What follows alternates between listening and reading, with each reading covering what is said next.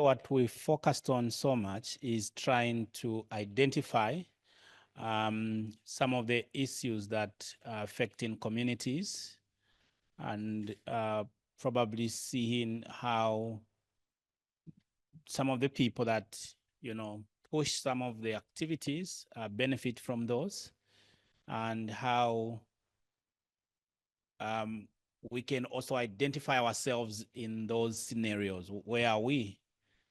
Especially trying to balance up identifying ourselves within those communities, what we are, and also we looked at what are the things that we need to do in responding to some of these things. And I remember some of the things that we raised included intensifying in terms of education.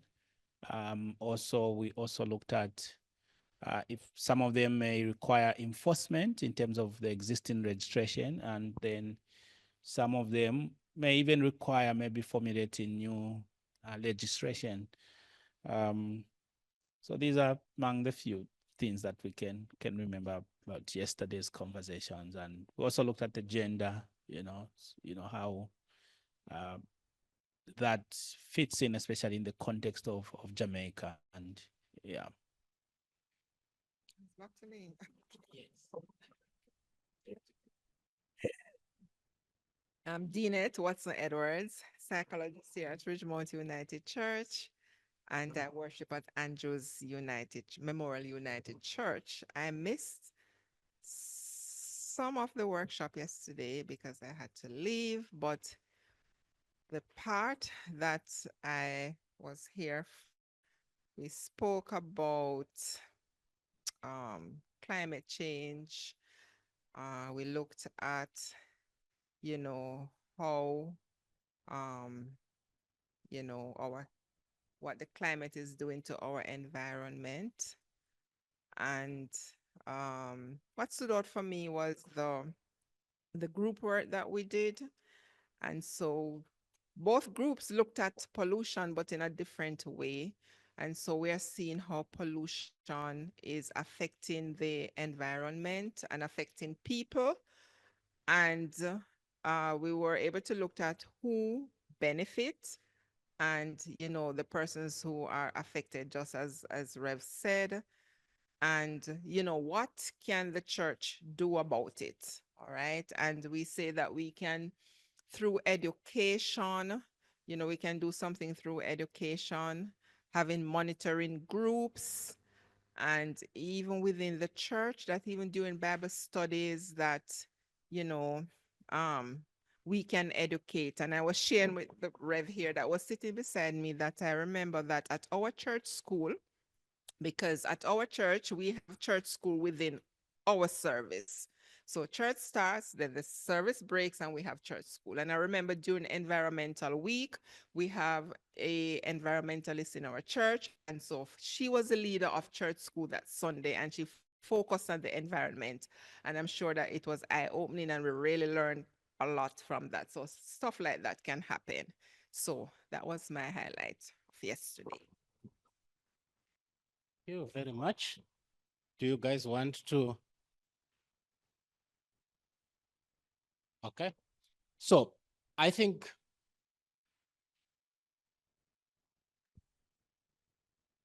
what I recall and what I think also happened yesterday is the fact that I think all agreed that in our lifetimes,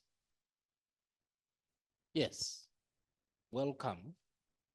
In our lifetime, we have witnessed a lot of changes in our environment, and we have realized that things are not getting better but getting worse. And so our conversations did affirm that Jamaica is indeed one of the countries that are experiencing a lot of changes due to the climate emergency, which is why, as churches in Jamaica, we need to be worried, because our churches are in this environment and our pews are always full of people that are living in this environment. if the pollution is going to affect people, it's going to be in our pews as well, because these are the same people that are going out into these polluted spaces, but they still come back to our churches for ministry and for fellowship. Ma'am, we are just doing a recap from yesterday. Would you want to share your name, because we have some people that are new, and then just briefly your highlights from yesterday? Good morning, everyone. Reverend Ladia Young from the United Church in Jamaica and the Cayman Islands. One of the takeaways for me from yesterday was how we have so many different issues as it relates to climate and gender and race. And listening to the different groups yesterday, one of the things that really stood out was the idea of our racial identity being demonized based on color, looks, or language, and identity as a political construct, as well as how it is linked to our spirituality, and the idea or call to decolonize scripture with the rereading of scripture to give people they help people to understand and affirm that they were indeed made in the imago Dei, the image of God, and how in God's eyes we're all the same and on one level, and we have this responsibility to care for our environment. It is our responsibility as we rely on the environment, and there are repercussions for not doing that. Very much. Can you introduce yourself?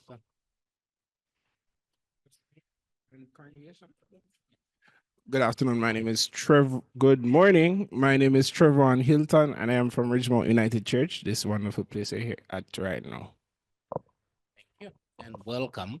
So, yes, what we also did yesterday was, once it became clear that we do have a climate emergency, we do have a problem, part of the conversation was to ask a simple question: are we all affected in the same way by these emergencies? Because if it is the beach that we have lost, yes, the beach is gone, but are all people affected in the same way? And this is where we introduced then the questions of gender, that in many instances, women have had to shoulder a much bigger burden from the consequences of the climate injustice or the climate emergency. Women are affected more as we go through these changes that are happening in our environment. Women are having to shoulder the bigger blame. The other thing that we mentioned also from an intersectional perspective was that the global climate emergency is indeed global, because everywhere it is being felt. However, people in the global south or poorer communities are having to suffer more of the consequences of the climate emergency than people from richer communities. And these differences between the poor and the rich can play out within Jamaica, right? So the richer people might be in possession of enough resources to try and mitigate the changes that are happening, while the poor people remain exposed and vulnerable to the elements and the changes that are happening. But it also happens at international level. We observed that the countries that have emitted so much CO2 that has contributed to what we are now experiencing are the countries that are actually at present the least affected, because they've invested in protecting themselves. So again, what we witness is not only gender inequality, in the way we experience the climate emergency or the consequences of the climate crisis, there is also a racial component to it. The islands that are the worst affected in the Pacific are so-called Melanesian, occupied predominantly by Black people. Africa is paying a heavy price, and again, predominantly occupied by Black people. When you go to the global north, you might also realize that if you check at the US, the worst affected communities within the US are mostly communities of Black people, Latinos, and so on, people that are already racialized. So there is a racial component to the climate emergency. We spoke um, to a certain extent about what exactly is the problem. Is it racism? Is it classism? Is it colorism or shadism? This is, I think, a conversation that needs to happen in Jamaica. We need to have these conversations because part of these conversations is looking at our history and how our history is continuing to play out, even though there are no more many white people, but the system that was introduced from the plantation days sometimes continues to regenerate itself. And so it confuses us sometimes that how can it be racism because we possibly grew up thinking racism is white on black. So what do we call it if it's black on black?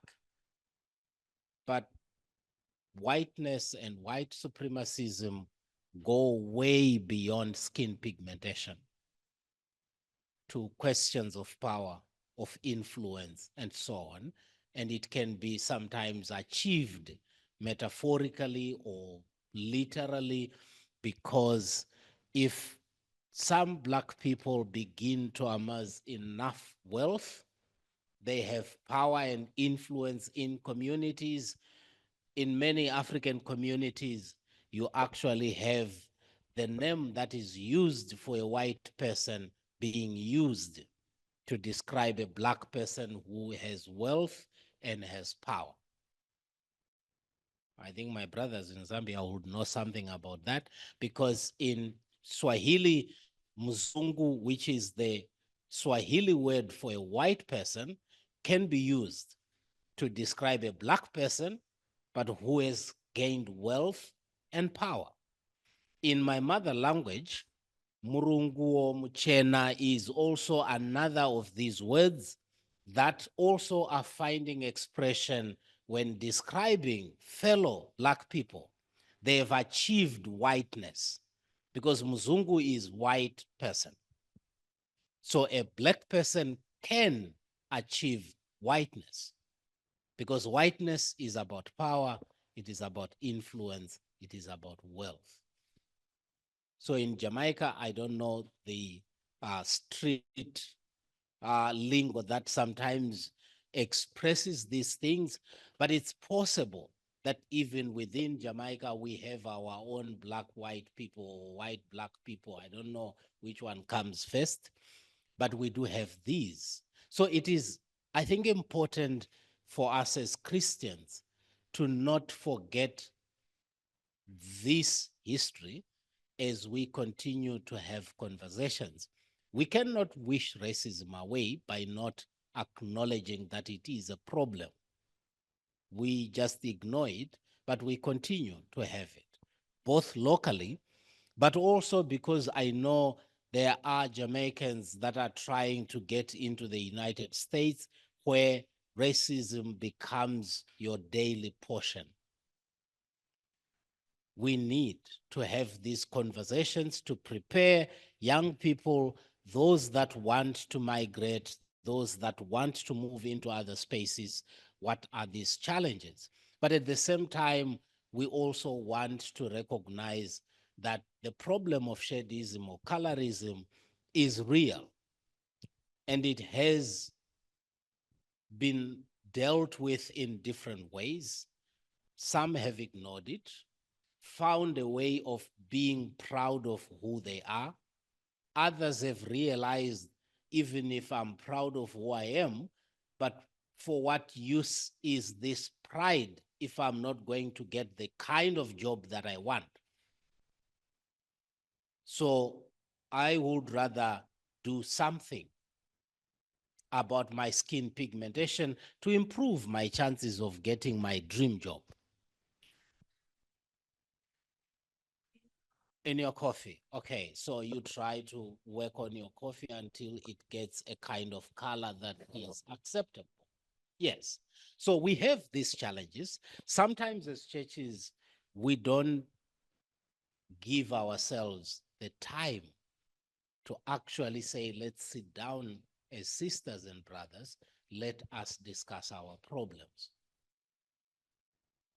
Our main business is to take people to heaven, possibly, but they still have to live here before they get to heaven.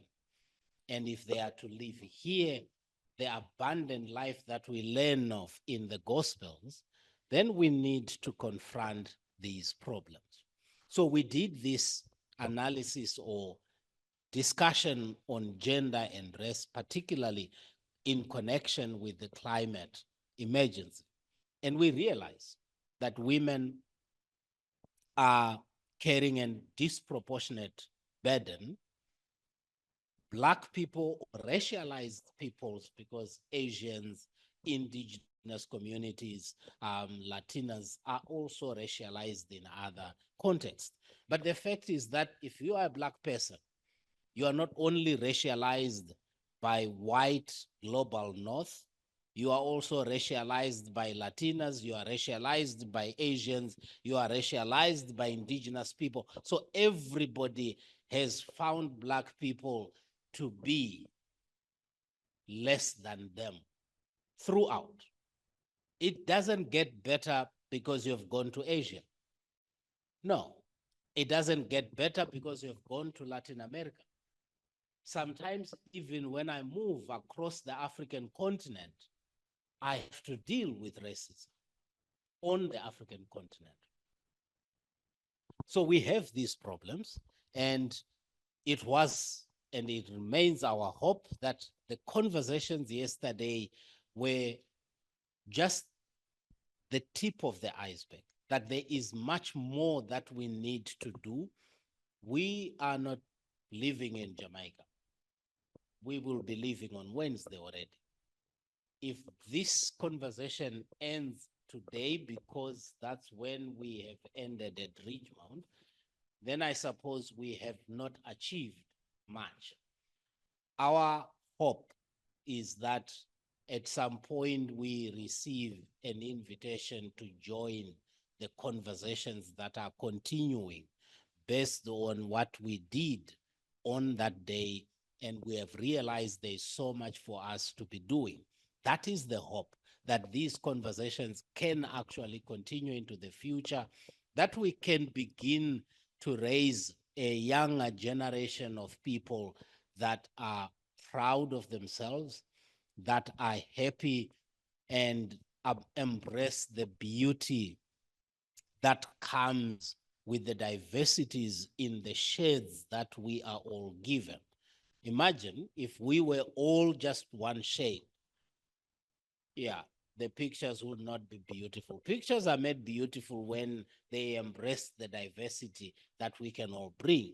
But the diversity that we are embracing is not a token kind of embrace, a real acknowledgement that our diversities are divinely ordained, and therefore there's nothing to change for us to be anything else. But we continue to live in a world that was structured based on a racial hierarchy of being. It is there. Unless we begin to talk intentionally about it and to try to overcome it, it remains an efficient subconscious factor in the decisions that that we make in our lives. Nikki, do you want to add something, or I go to Jennifer? So I also become now a student, which is Thank you, Masiwa. Well done. Okay, where do I need to stand in order to be picked up by the camera? Is that okay here? All right. I introduced myself yesterday just to say a little bit more about myself. I'm originally from the UK, and I've been living in Switzerland. Sorry, I've not been living in Switzerland. I've been living in France on the border with Switzerland. The World Council of Churches offices are about 5 minutes from the border with France. So I've been living there for about 20 years now. I was born in Bristol, which is a beautiful city with a very not so beautiful past, which is a very central city in the UK for the slave trade. And we moved from Bristol up to the north of the country when I was only 6. And my earliest memories really, I didn't have any experience or exposure to discrimination, racial discrimination, simply because the area I was living in was very, very white.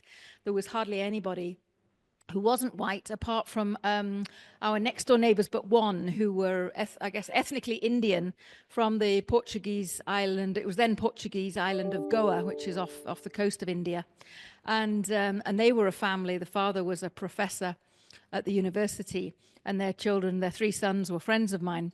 And they were the only people I knew who weren't white. And they were super clever, these boys, like really, really clever, like their father. So my earliest understanding was that people who had dark skin were cleverer than people who had white skin, and they had come to Britain to help us. That was kind of the mindset I grew up with when I was very young. And then when I moved to the north, and there's a real disparity, Ian can confirm this, between the north and the south. The south is the wealthier, more economically developed part of the UK, and there's some real deprivation in some of the northern cities. Even though I was only 6, 7 at the time, that was when I started to see different side of things. And the area I was living in and the school I went to was about 30% children of Indian descent, Pakistani, Bangladesh. And that was where I really had exposure to discrimination.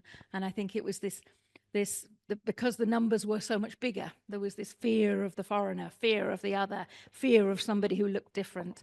And so I'm grateful that my parents didn't bring me up with this fear of otherness that I see so much, and that we're all trying to combat. And when I went to the secondary school, and I would hear so many comments from the white kids about some of the Asian kids who were all academically doing so much better because their parents had really escaped some very difficult situations and were much more pushing their kids to do well. And all of those graduated and went on to become doctors, lawyers, dentists, and what have you. And they academically did substantially better. So I couldn't quite understand why the white kids were then being so abusive towards the kids of Asian origin. It was also an area when I grew up in the Northwest where we lived with a lot of threat of terrorism. There was a lot of terrorist bombings. My town, Preston, was bombed by the Irish Republican Army at the time. And the towns around, there was an awful lot of terrorist activity happening there. But again, the British only wanted us to talk about the evil Irish. We were never taught in school what was really going on, and the terrible activities that the British had carried out in Ireland when they were colonizing that part, and they left the north, and this is where all the troubles began. Anyway. Just to fast forward, I then decided when I did a law degree, to go into to human rights work. I worked for some years for the United Nations and have been with the World Council of Churches now for the last 8 years. And it's been an absolute honor and privilege to do that. So today we're going to talk a little bit about the work of the World Council of Churches engaging with some of the United Nations work, and we really want to hear from you. Jamaica will have an opportunity later this year. It's going to be reviewed by one of the UN mechanisms, and it's really important that Jamaica civil society also has a voice at the table. And this is one of the reasons that we are here. So to start with, I just want to give a little bit of history and her story about human rights. I'm not going to go into a long, I'm not an academic, so I can't give you a long academic lecture, but just to set the context of what this procedure is and why it's important. Now, of course, talking about the history and her story of human rights, we could go right back to the days of Adam and Eve. We're not going to do that. My starting point is actually going to be, I could if you like, I'll let Nikki and Masiwa do that part. But my starting point is going to be the Second World War, because this was a war where human rights as we know it today really grew as a result of reactions to the atrocities that had happened during that time. We'd had many big wars before. We'd had a First World War, but the Second World War was really the time where governments turned on their own people to such a horrendous extent. They turned on minorities. We know particularly about the Nazis, what they did with the Jewish people. But it wasn't just the Jewish people that suffered during the Second World War. Any kind of minority, somebody with a disability, anybody whose skin wasn't white, who didn't live up to the perfect Aryan blonde hair, blue eyes, which the Nazi Party was trying to say was the pure, the master race. And the people suffered some horrendous violence, deaths, discriminations. They were stripped of any kind of dignity as humans. And coming out of that Second World War, when the world started to recover a little bit, the new governments came together to say, right, we need to have something to commit that governments will never again treat their own people like this. People need to have verbalized rights. And the document that they negotiated was called the Universal Declaration of Human Rights. And that was one of the first things drafted after the Second World War. And this was a declaration which governments agreed to, that all people should have these basic rights just by mere virtue of them being human beings. Now, does anybody know any of the rights that are contained in the Universal Declaration? Or would anybody like to have a guess? The right to life, a fundamental one. Yeah. There's one right. Sorry?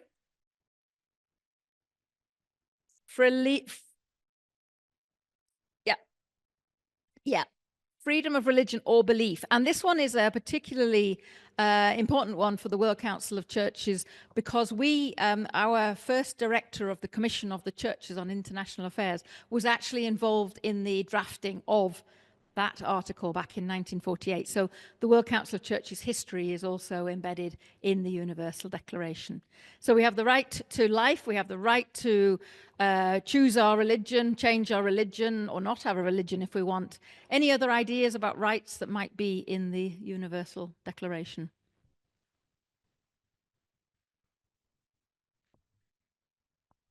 You can look it up if you like, yeah, but have a guess. What might be in there? What do you think is a fundamental human right?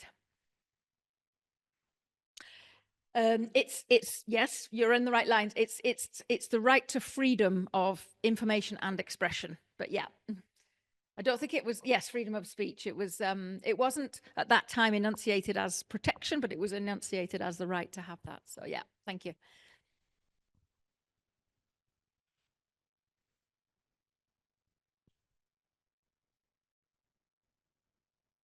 Thank you. And that was later elaborated into an actual convention. Yeah. Okay. Article 4. Nikki's looking it up quick, but okay. A very, very relevant one to Jamaica. Any guesses? Think of your own history. Thank you. Thank you. You've almost, that's almost what's almost how the right said. Yes. I think it's nobody shall be held in slavery or indebted servitude. It's something like that, but yeah, thank you. Any others? Because in the right to life, in the preamble, it goes as far as to say, regardless of race, class, religion, and it gives out basically all the different things that one would argue makes us human. And in our interest then to think about what makes us human and how do we connect with the human rights. This picture here is Eleanor Roosevelt, the wife of the President Roosevelt, who'd had been the president of the United States at this time, right after the Second World War. I think he was the president during the Second World War, wasn't he? I should know my history a bit better. And she was very, very involved in the drafting, pushing for and drafting the Universal Declaration of Human Rights. And coming from her own Christian, she really constantly quoted her Christian background, her Christian faith, which pushed her to do this work and to push for rights for people. So she was very involved in that. Now, so we had this document, and it was produced in 1948, and some very, very important rights were proclaimed, but that was it. They were only proclaimed. An individual in a country whose rights were being violated had no remedy, no court to go to, no access to justice if those rights were not given to him or her. And of course, governments then were kind of like, well, we want to say that our people have these rights, but we don't want them to come after us if we don't provide them. So this was the situation for many years. For almost 20 years, we had this declaration, but it was completely unenforceable. And those were the same period of 20 years where many countries were starting to become independent. And we have countries like Jamaica, countries throughout the Latin American Caribbean region, countries throughout Asia that were throwing off the shackles of colonization and starting to petition the UN, right, these rights, we need to make sure that they are legally protected, legally enforceable rights. And starting in about 1965, the UN started to develop a new set of treaties, which then people could actually hold their government to account.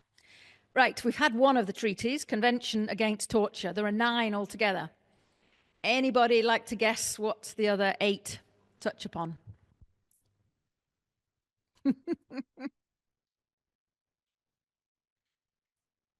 Yeah, anybody? Or groups of people who might have their own convention protecting their rights? Any ideas? Yeah, there are regional treaties. So we've got the Inter-American Court of Human Rights, the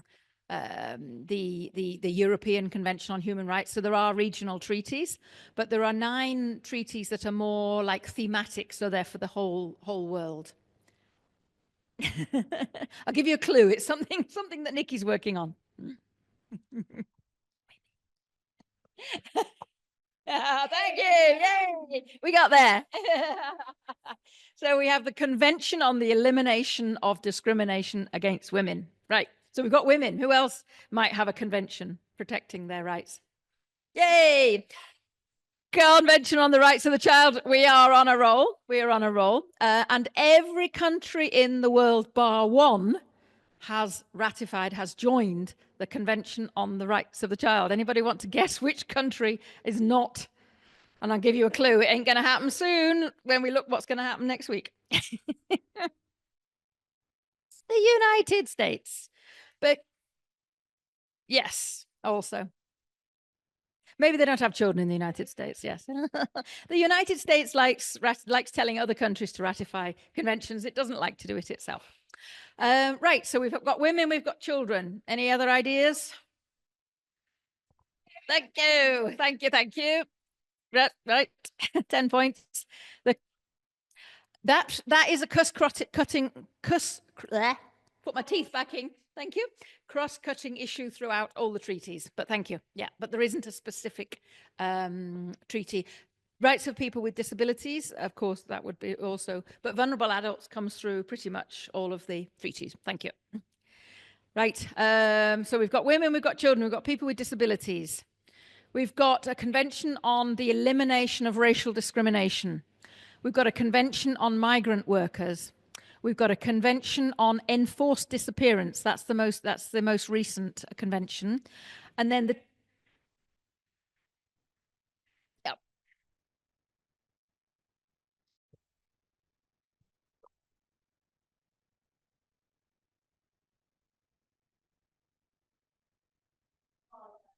There were women in Argentina protesting the disappearance of their children and their mothers and grandmothers also disappeared. And that is part of all the poor persons in that movement began, where these women were saying, we want justice for our children. There is a new wave of disappearing people. And we were region when they were telling us that the young people were in no, Kenya. So in the recent experiment in Kenya, when the movement out of the roads to demonstrate, we hear that the more recent twist of fate is that youth are disappearing. And some of the young people are saying, is it worth it for me to protest the wrongs that are taking place? So this is a very current and topical issue affecting the convention and the. Right.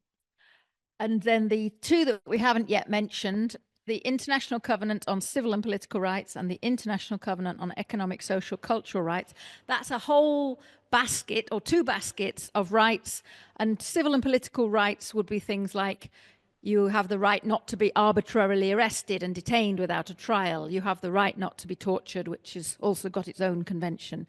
You have the right, the right to a fair trial. Lots of things like that. The economic, social, cultural rights, that's things like the right to health, the right to housing, the right to education. So it's like those kind of rights. And I've all the ones that are in blue are the conventions which your government has signed up or your country is a party to, which means that Jamaica has committed to ensure those rights to you. Now, I don't fully understand the reasons. I'm going to do some more research why Jamaica has not ratified the Convention Against Torture. But when it comes up for different reviews by the UN, that is a constant recommendation. Your government needs to ratify that treaty. And the Convention on Enforced Disappearance, it's a newer one. I know it says 2006, but that's still relatively new in the world of international law. So it would be interesting to know why the government has not. But 7 out of 9 is not bad on the whole scale, because there's many countries that haven't ratified. Like America has only ratified, I think, 3 of them. Other countries usually maybe have ratified about half. So Jamaica's doing pretty well in terms of committing to international treaties. Now, how well it is implementing international treaties is partly what we want to hear from you, what's actually happening. Okay. So we've got all these treaties, and there are other bits and pieces of human rights which maybe don't fall under some of those treaties. So in 2006, the new Human Rights Council, which was created around that time, brought in a new mechanism, and it's called the Universal Periodic Review. And it's universal because every single country, every single UN member state goes through a review, the same kind of review, once every 5 years. So it's periodic. And the review is carried out by other governments, right? This is the room. If you ever come to Geneva, Nikki and I will take you to the UN. And this room was specially renovated for the new Human Rights Council, and it's got this incredible ceiling where you have like all this different colored paint, and it's kind of like how I imagine it would be if you walked on the moon. You know, there's stalactites and what have you coming down, but I'm always a bit nervous sitting in there in case one of them, you know, decides it's going to be almost 20 years old next year, so one of these days one of them's going to fall off. But anyway, so this is the room where it takes place. And next slide. Okay, now we won't quite get back to that yet. And when the review takes place, the governments who are sitting all there, they have a chance to speak. So it starts with the government being reviewed. So Jamaica in November will be sitting up on the podium Could be your Minister of Foreign Affairs that will come, your Attorney General, somebody pretty senior will come, and then the local staff who work for the Jamaica government in Geneva will be there. And they will speak for about 20 minutes and tell everybody sitting in the room what's happened in Jamaica in the last 5 years. If new laws, policies have been passed, they might touch upon problems. Usually they don't, because they want to say that everything is pretty good and Jamaica is perfect. And after the 20 minutes, other governments then have about 2 minutes, or sometimes only 1 minute, 30 seconds to speak. And they'll say, thank you, Jamaica. We appreciate this. However, we are concerned about this, and we recommend you do this, that, or the other. And the things that they say are often things that we have asked them to say. So in the lead up to November, and this is partly what we're doing now. Yeah. So in the lead up to this review taking place, we will be preparing a report based on what you tell us are the problems, and we'll submit that to the UN. But then we'll go and talk to different governments in Geneva and say, 5 years ago, you said this to Jamaica. They still haven't done it. You told them to, and we'll look at some of the things that have been asked. Yeah, you still haven't done it. And they might say, why haven't you done it? And so the people sitting up there on the podium, they kind of have to anticipate what they're going to get asked, and they have to be ready to respond. And there were some recommendations they're going to get, which they say, no, absolutely not. And maybe they'll say why. And there's other recommendations. They'll say, oh, yeah, we'll go away and think about that. And there's some that they'll get, and they'll say, yeah, we're going to do that.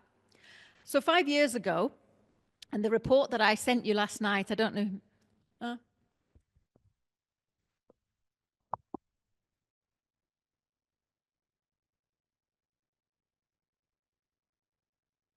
Saying that it's gonna happen, but nothing happened after they say it, and nothing is done towards. That, of course, is the ongoing concern. Now, because nothing happens, do we give up? Do we say, no, okay, we asked Jamaica 5 years ago to do this. They haven't done it. No point. Forget it. Let's just go and no. That's with human rights advocacy, you don't stop. You go, you go, you go. You keep on, you keep the pressure on. You use whatever avenues possible. It might be talking to donors. Who are the donor governments for Jamaica? You know, let's go and show them our report and say, look, you guys are giving Jamaica money. Why don't you make it a bit conditional? You can have your money, but we want to see a bit of action on human rights in this area.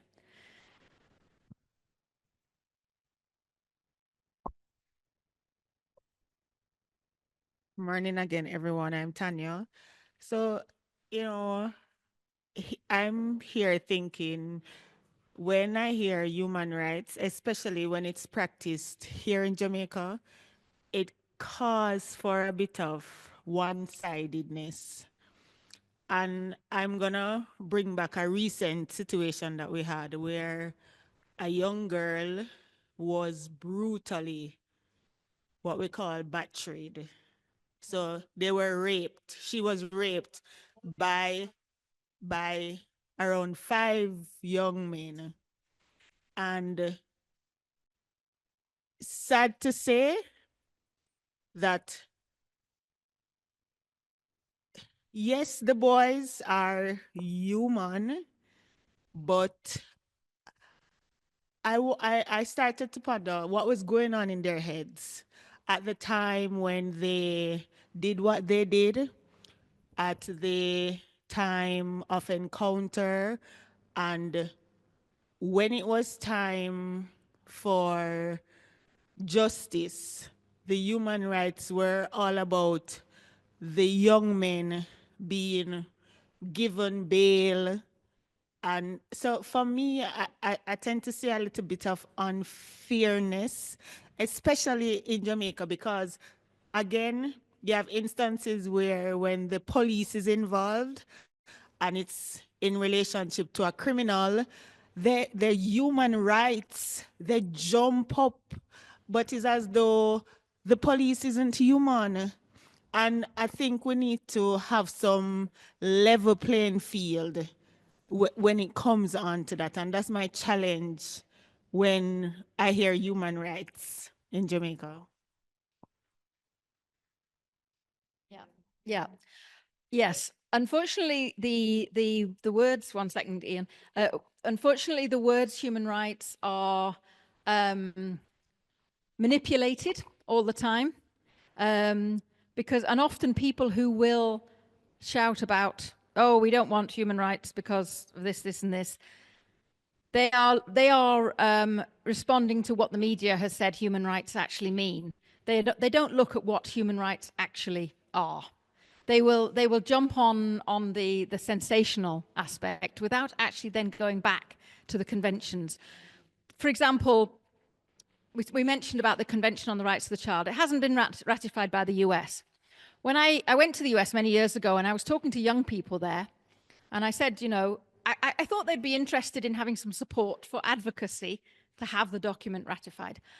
And two of them said to me, well, no, we don't want this policy in our country because this policy says that that you have to have 2 parents. And I came from Honduras with only 1 parent. So therefore, if we'd had this policy, I'm like, huh? And somebody had said that the wording on the Convention on the Rights of the Child about a family meant that this child had to have 2 parents. So it was really complete misinformation.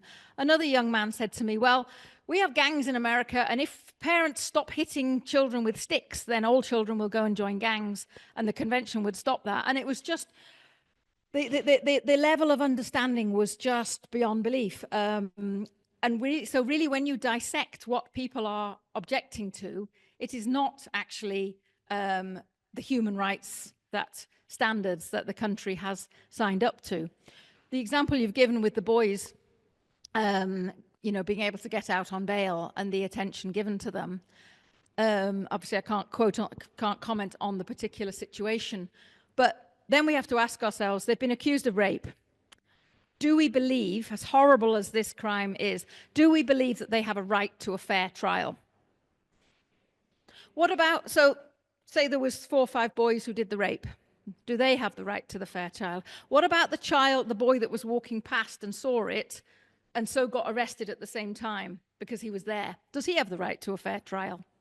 So I understand where you're coming from because these issues are incredibly emotional, but we have to revert back to the law and say, okay, everybody has the right to a fair trial. Everybody has a right to be treated fairly with equality before the law, because then we have the chance to establish the facts and determine the appropriate punishment. And it's, yeah, it is very difficult though, because some of these crimes are heinous, really.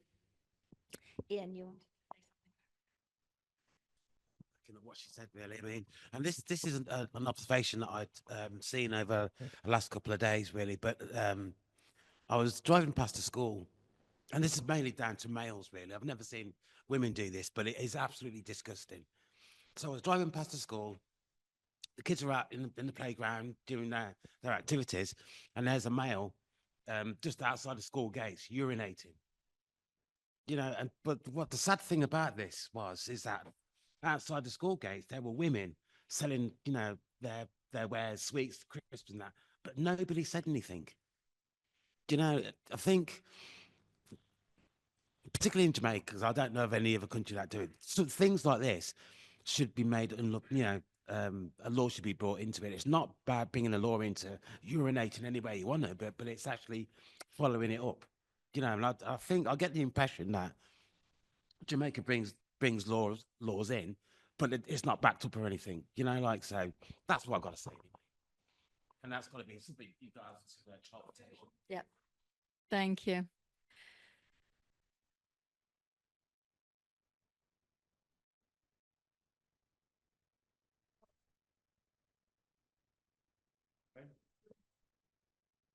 No. Yeah. Selling their goods, crisps, pops, sweets, yeah.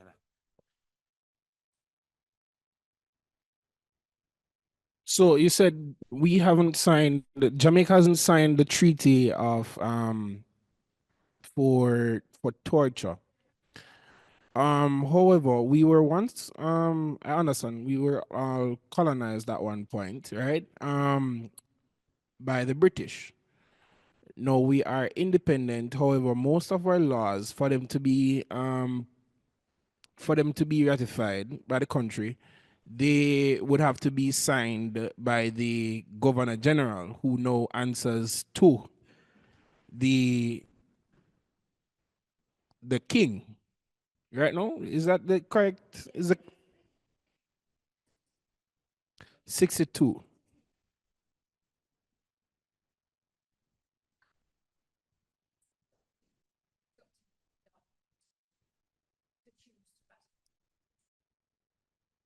So my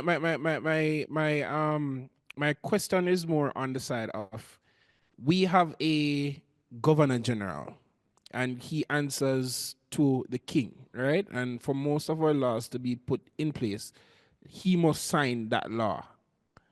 Is that correct? Or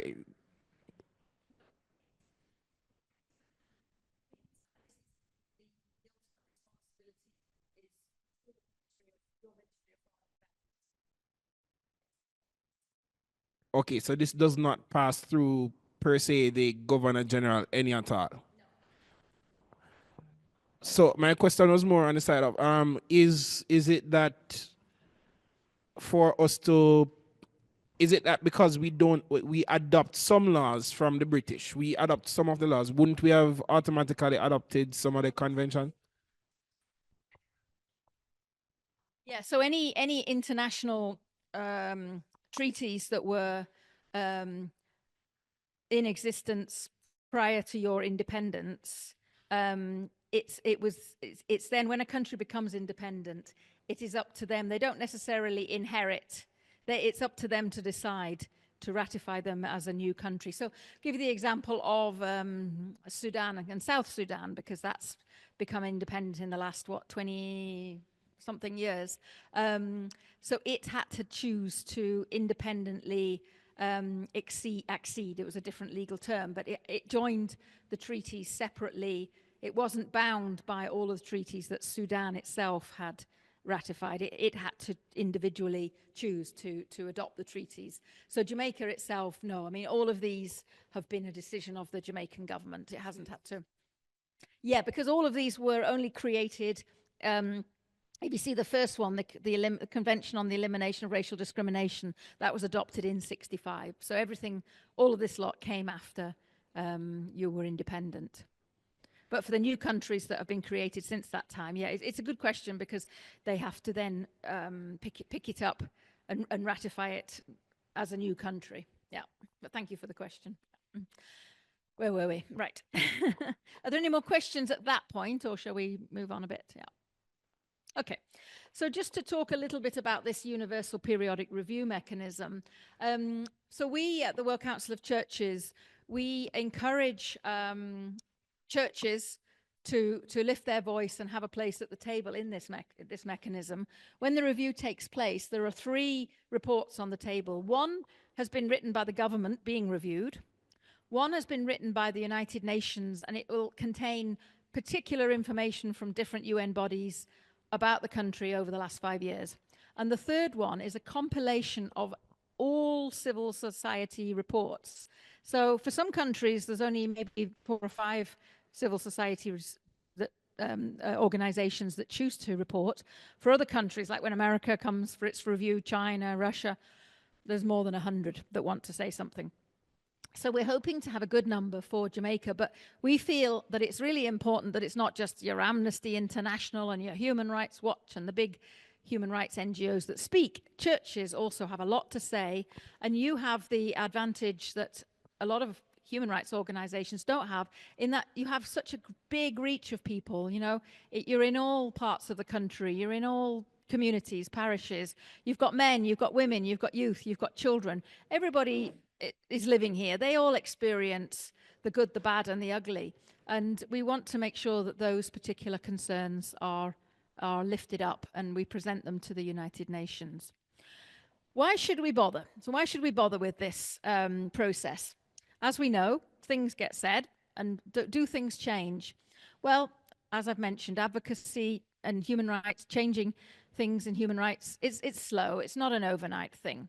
But I've worked with this process long enough to believe that it has merit, it has value. I've seen things happen and change, and I've even been able to trace some changes in countries due to some work that I've had some connection with. I'm not taking the credit myself, but the organizations I've worked with, we've lifted something up and then something has changed. One of the very first examples, back in 2006 when this system was set up, Colombia, a country geographically not so far from you, and for many years, still a lot of conflict, but particularly bad in the past.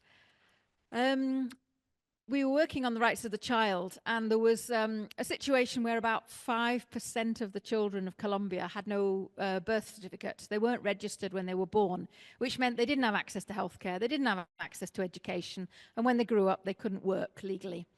And this is a serious issue, children who aren't registered. And we had raised it with the Colombian government, who had said, well, we don't charge fees. We don't charge if a parent wants to come and register their child. But the sticking point was the fact that these communities were so rural and they were in conflict zones that there was just nowhere for parents to take their children to get them registered at birth. So we put this issue in our report, and it was an estimated about 5%. And we took our report to the United Nations, and we spoke to a few governments who we thought might speak at the review of Colombia and make suggestions. And we said, look, would you consider recommending to the government of Colombia that they introduce mobile birth registration units? So these would be vans that would go out into the communities, collect up the children that have been born, well, not collect them up, but invite the parents to bring children who'd been born in the last few months, and then get their birth certificate. And they have also relied on churches, because sometimes baptismal certificates will suffice to kind of give a rough idea of when the child has been born.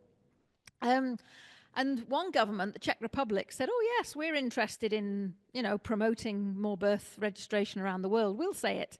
So when the review took place, there would be one of these governments sitting there. They said, we recommend that the government of Colombia brings in mobile birth registration units. And the government of Colombia they'd been asked to do this before domestically, they'd thought about it, but it was only when the United Nations, somebody's sitting there in the United Nations, and they had all this pressure from the other governments around them, that was the kind of the little push that the government needed to agree to do this. And within a year, they started doing it. And 5 years later, when we did another report on Colombia, we were then able to say, congratulations, you've done this. And not all children were being registered, but a much higher percentage. And all those children who have been born over those years were able to, even at the age of 8, 9, 10, finally get their birth registration. So that was just one little example where we could really trace a very positive outcome to something that we'd advocated for. And it's a good example. I've got many like that, and I can share them later if you're interested. But that's one that's I think is quite a excuse me, quite a useful one. And these are the things that you're not going to see on the news. International news isn't going to suddenly say, "Whoa, Colombia's doing mobile birth registration units." The news focuses on the bad news. The newspapers, they'll tell you all the things that are wrong. They will not tell you all the small things that are happening. All the development gains, all the good things that are happening, and there are a lot out there. So we do believe this is worth engaging with. Yeah, I just want to make a comment on the aspect of pressure that you're talking about, that some countries have to be pressured for them to respond. And you realize that there are countries that can be pressured, depending on the status, and because much as we might think that there's a level playing field in the UN, there are still some big guys who, despite the voice of the UN, they would still not comply. So there are levels of power, and you spoke about the economic standing and stuff like that, and this is where the issue comes in, really, to say if people are going to respond out of pressure, it means that there is going to be selective emphasis, and that the hands are going to be more on some based on their status and how they are looked at. So there is need really that we continue to push the agenda of ensuring that everyone is held accountable, regardless of who they are. Yeah, not much I can respond to that because I agree with you entirely. Absolutely. We need to hold them all to account. And this is what's quite a good thing about this system. It's universal. Every country, whether you're Sweden or Sudan, Norway or Nigeria, whether you're a big country like Russia or a tiny country like little Andorra, which is on the other side of France to where I live, everybody is subject to the same process, the same scrutiny. Obviously, the human rights issues are not going to be the same, but there's still the equality of that everybody is subject to a 3-hour scrutiny once every 5 years and an ongoing process to hold to account. But yeah.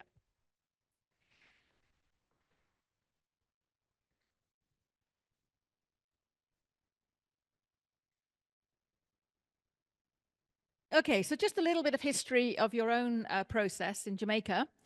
So I think the first time you went through this review was 2010, then again 2015, 2020, and November of this year. So it's an every 5 years.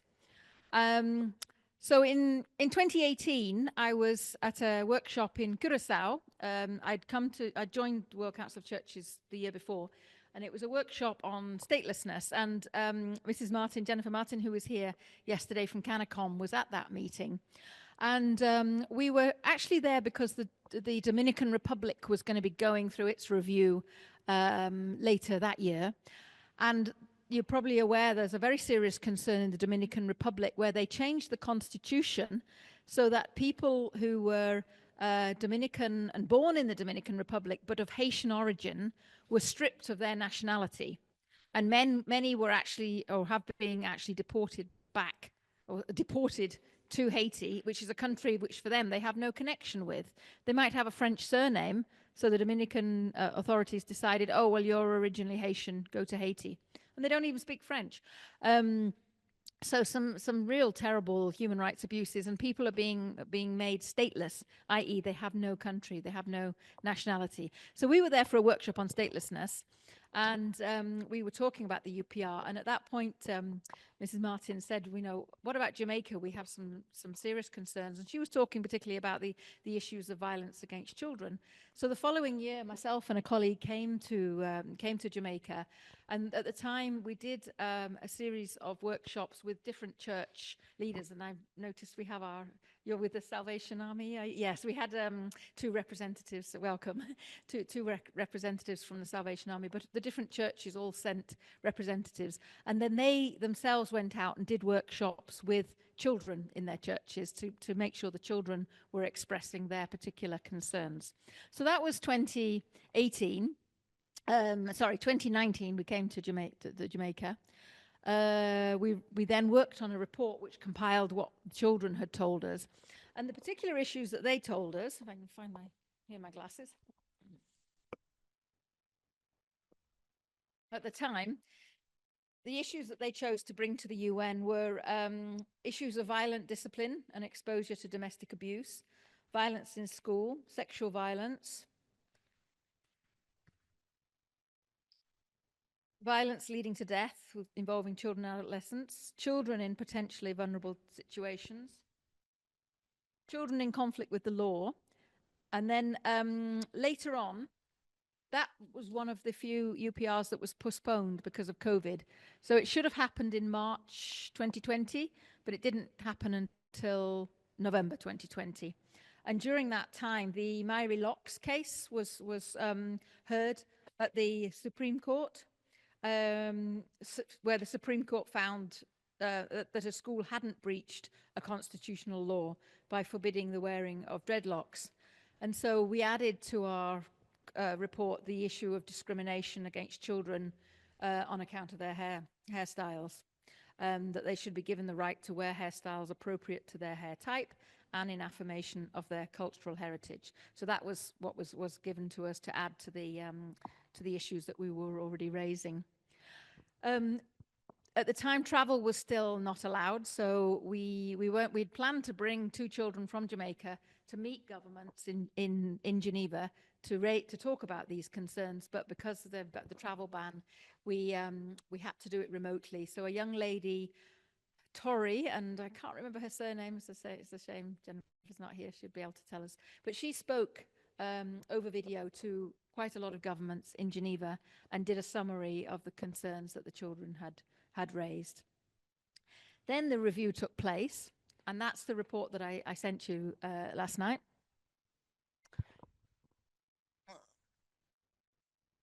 Oh, yeah.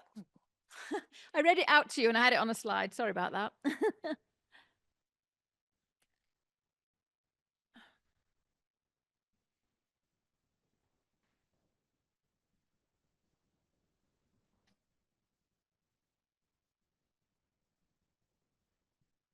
Okay. So the report that I sent to you by email last night, it's about 20 odd pages, so it's quite long and detailed. If you have it available, because we'll look at it in a little while, starting on page 11, all the recommendations that are made by other governments are listed here. They're listed in bold. The previous part of the report where it says who said what is in normal, and then it goes to bold just to make it easier for you to find the recommendations. So these are all the recommendations that were made to your government 5 years ago, which your government should have been working on in the last 5 years. If you see, it says these recommendations enjoy the support of Jamaica. That means the government of Jamaica said, yep, okay, we're going to do this. And the vast majority of them are like that. The ones I've highlighted in yellow are of interest, particular interest to us. Maybe this is something that's maybe not on your radar, but there is a treaty on the prohibition of nuclear weapons. We were very involved in bringing that treaty into being in 2017, and the campaign that we work with, the International Campaign to Abolish Nuclear Weapons, actually won the Nobel Peace Prize that year because of the work it did with governments to make this treaty happen. So we've been trying to advocate with governments around the world to ratify it, because the more governments that condemn the fact that nuclear weapons are being possessed by 9 governments, including the UK, including France, my 2 countries, the more governments that speak out against the moral, the immorality of possessing nuclear weapons, then it changes the moral threshold, but it puts pressure on them to realize that these are no longer acceptable. So I'm very happy to say your government took leadership in this, and they got this recommendation 5 years ago, and I think they ratified the treaty about 2 years ago. So Jamaica is now showing leadership in this disarmament issue. Anyway, I just thought I'd add that, although it's not really the main part of our conversation today. Some of the other recommendations that I've highlighted, all of these are of interest, but of the things that we've been discussing, there were a few recommendations made. We've been talking about discrimination over the last couple of days, and I noticed that Mexico made a very good recommendation calling upon your government to adopt a framework against discrimination, which includes a broad definition and encompasses both the public and private spheres. So my question to you, has that happened? Has your government done what Mexico asked it to do, and which your government said 5 years ago it was going to do? Is there now a broad normative framework against discrimination? Does it exist? Don't think so. Right. So that's a recommendation which was accepted, has not been implemented. Sorry? I'm here to find out. I'm here to ask you. Because these are the things that your government said they were going to do. We don't know from Geneva whether they've been done. We're here to ask you. Have you seen any evidence of it?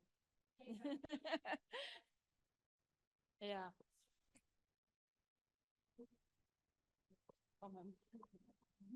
Feeling it may be that they have implemented it, but if you are feeling that you don't see evidence of it, it means then that only a tiny cohort is experiencing it. So we were in a country last year about this time, and we were looking at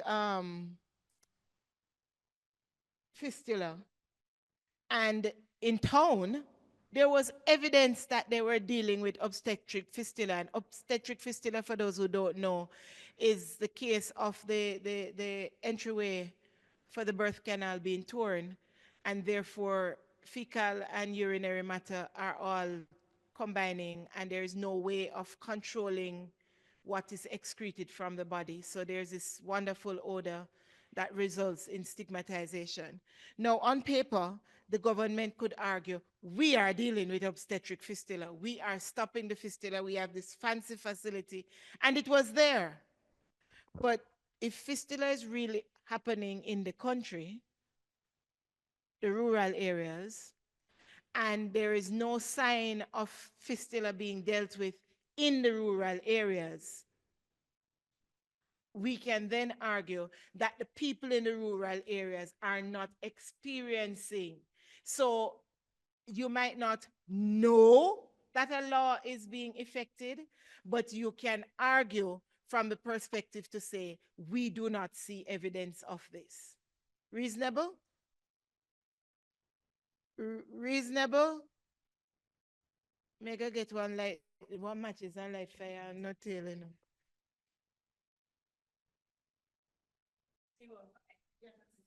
So, yes, good morning. Good morning, everyone. Okay. My name is Lieutenant Junior Sensi. I'm Asian, and my country, I talk French, Spanish, and in Jamaica, I practice English. I have 7 years in Jamaica. I spent 2 years studying at Trinity College, Salvation Army, Kingston. After commissioning, and you send me to Mandeville. Now, soon I will have 5 years. And this community, I work with municipal corporation to take care of homeless every Saturday. And my passion to support the needy and spread out the gospel so that the people will know God, to practice love and peace in our community. My question is, sometimes I heard the violence and discrimination. You know that any country, there is some parish, somebody upset to not respect the law, even though the government try to teach people to know the protocol. People don't upset. You want to do something, you want everything you want to do, you don't respect the law. Some of them violence, the attack one of them in this community. If somebody is a poor people, you see one another challenge one another in this community. And discrimination, sometimes you see some of them cannot take care of themselves, practice discrimination. So how can I say to teach people to overcome this situation? Because when you meet with them, you see inside this community, when you go to the parish, you talk with somebody, inside the parish, there is some community, there is a lot of discrimination between people one another. How can I say as a leader to continue help people to value one another? Thank you. This is my question. Thank you. Yes, it's a shame you missed yesterday because our colleague here, Dr. Masiwa, covered that in quite a lot of detail. But perhaps if you have a chance to sit together at lunchtime, you can. He could share a little bit more about that. But thank you very much for your question. Which country did you say was your country? You're from Haiti. Ah, ok. Ok, on peut parler un peu français plus tard si vous voulez. Et aussi Nikki parce qu'elle a besoin de pratiquer un peu. Okay. The document I've given you. So if you look at the column on the right, those were recommendations made to the government of Jamaica back in 2015, so 2 UPRs ago. And when we had the meetings in 2019, the recommendations in the middle column are the recommendations which were made by all the children and the adults at that time. So I've kind of linked them. So for example, the first one, you'll see that recommendation 11816, South Africa said that Jamaica should strengthen efforts on the implementation of the Childcare and Protection Act. However, had that recommendation been implemented? Not really, because we then said, no, we need greater financial support and resources. Similarly, the next group down, when we're talking about violent discipline, Sweden and Estonia made 2 recommendations about explicitly prohibiting corporal punishment. And we echoed that recommendation, saying corporal punishment must be prohibited, or rather you did, not me. And we made 5 more recommendations, which we took to the UN about or calling on the government to do more to protect children. So what the exercise that we'll be doing now, or later on, is looking at some of the recommendations which were then made in 2020 and deciding, well, have they been implemented? What more needs to be done? And we do have one, as I say, the treaty, where we can say, good, Jamaica's done it. We asked them to do it and they've done it. But what about the rest? So just to scroll a little bit more down. My screen now.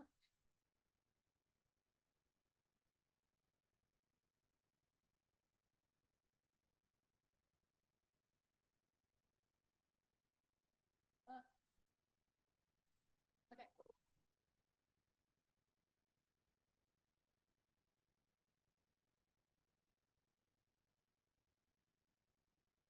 So,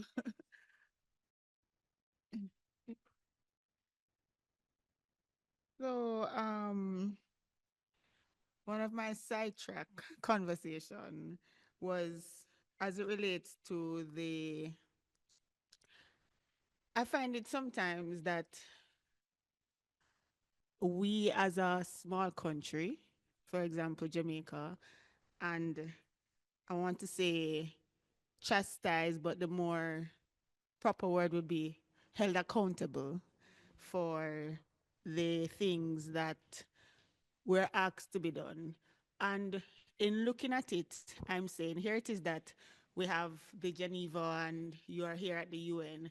And sometimes I find it a bit difficult when countries stay in their hemisphere and tend to dictate how, without an effort of understanding the local context and the situations and stuff, because there's a great disparity between the 2 countries or the countries. For example, when you talk about the recommendation that Mexico gave, and then when I say, okay, Mexico giving a recommendation, but the introspection of Mexico, when you hear Mexico, I mean, we're no far reaching from each other. And sometimes, yes, we need to try and meet these because it opens opportunity for funding. But from me too, I think sometimes those opportunities come with too many underlining factors and strings that we sometimes have to end up selling our soul in order to try to meet these things, or go against our own value system in order to meet the requirements in, so I have a challenge where that is concerned. Yeah, thank you for that. I mean, I think what you've raised is a very important point. This mechanism, it's governments reviewing other governments, so it's inherently political, and you see the politics coming to play. There'll be more likely countries in the region that will speak for Jamaica, and other Latin American and Caribbean countries will speak about Jamaica. There's a lot of regional interests. I don't think Jamaica has too many enemies on the international front, thank goodness, but you would certainly see, I mean, when Russia gets reviewed, when America gets reviewed, when China gets reviewed, any of those big countries, the knives are out, for sure. So it's not a perfect system because it is political. but we have to work with the tools that we have. It's also, sometimes you read these recommendations and you think, how on earth can that country tell us what to do on this when they have the same problem? But as I was saying in the car this morning, if we're waiting for if only perfect countries can speak, then nobody speaks. Yeah. So we have to work with the tools with the tools that we have. But also to your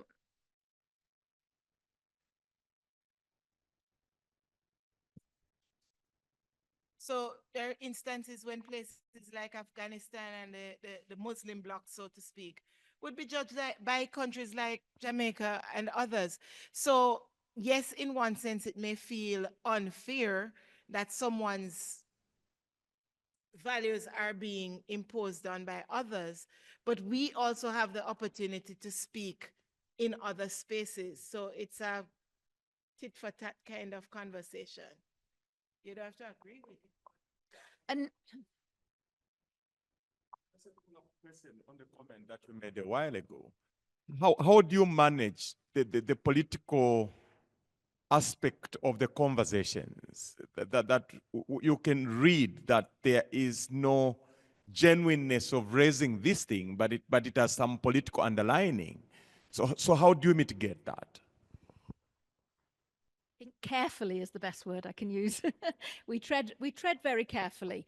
But what we do is we look at what's already being said. So, for example, Mexico said 5 years ago they encouraged Jamaica to adopt this normative framework. So there is no political sensitivity for me to go again to the government of Mexico and say, you said this 5 years ago. We've been to Jamaica.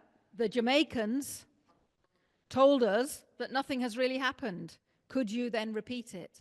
And this is the important thing, and this is exactly why we are here, because we want to go to the governments who might speak and say, the Jamaicans, the churches in Jamaica have said this. So when back into 2020, losing my screen.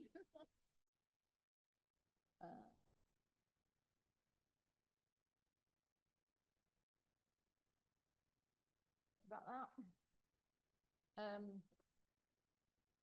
Back in 2020, when we made those recommendations in our report about, so we made recommendations in our report, and you have them in front of you, about violent discipline. Oh, sorry. Yeah, so we made recommendations in our report about violent discipline. This is what the children and the adults told us. All corporal punishment of children, including in the home, must be prohibited. That's not even the WCC words. Those were the words from the children and the adults we spoke to 5 years ago. So then we go to the local government in Geneva of Iceland, the local government of Germany, and they said it. They said it based on what we told them. Of course, if they believed that corporal punishment was a good thing, they wouldn't have said it, but they still read our report and they read what the children of Jamaica told them, and then they said it. So, yes, it's coming from the government, but if we do our job properly, it's also coming from the people of Jamaica. Yeah. Yeah, thank you for keeping me on track. Okay, so as you're talking about this section, right? So the research has shown that, you know, in Jamaica, the Caribbean, that corporal punishment is a cultural thing which is used as a form of discipline, right? But on the other hand, it has devastating effects on children across the lifespan, okay? And I'm seeing where, so it should be prohibited, but what is there in place to help parents? Because this is what they know. We know that we administer corporal punishment to keep our children in line. And if we're going to take that away, then they have to now make recommendations to help parents to, you know, to know how to manage their children, how to discipline their children. All right. So I find that is lacking. right? So if you take away something, you have to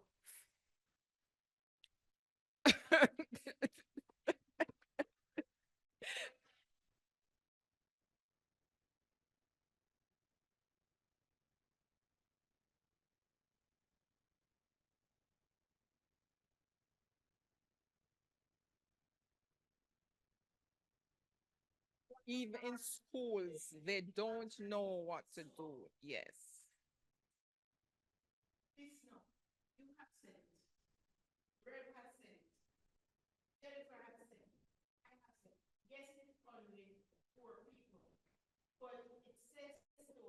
Mm-hmm. Mm-hmm. Yeah.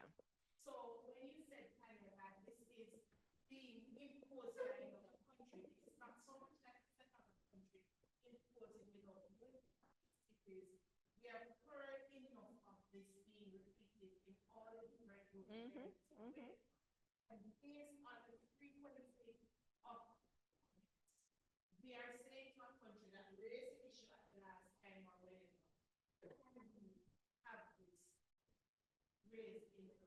I have another. Yes. And so there's another part here that says parents or caregivers should be held accountable for failing to protect children and prevent violence against them. And what does this accountability, what is it like? Right. The last one. Yeah. Because yeah, accountability is such a you know, a wide word, very broad. What does that mean? And so far, even in my line of work, I wish parents could be held accountable because, you know, even from the violence and, you know, whatever they're exposed to, that now leads to mental health challenges. So when they come in, you know, parents, they are not ready to stay with their children to provide the support. They are not seeing the connection, right? And so they will just opt out of counseling. They will not show up. And then, you know, maybe months later, you see a child will turn up again, but you know, their condition is much more severe. But there's no accountability as it relates to the parents to say, hey, you know, you need to continue this course so that the child can. And they're not even, you know, connecting the dots. They're not connecting the dots. They're not able to say, because of this, this is the outcome. They're not understanding that. So, you know, yeah, the accountability part. Yeah.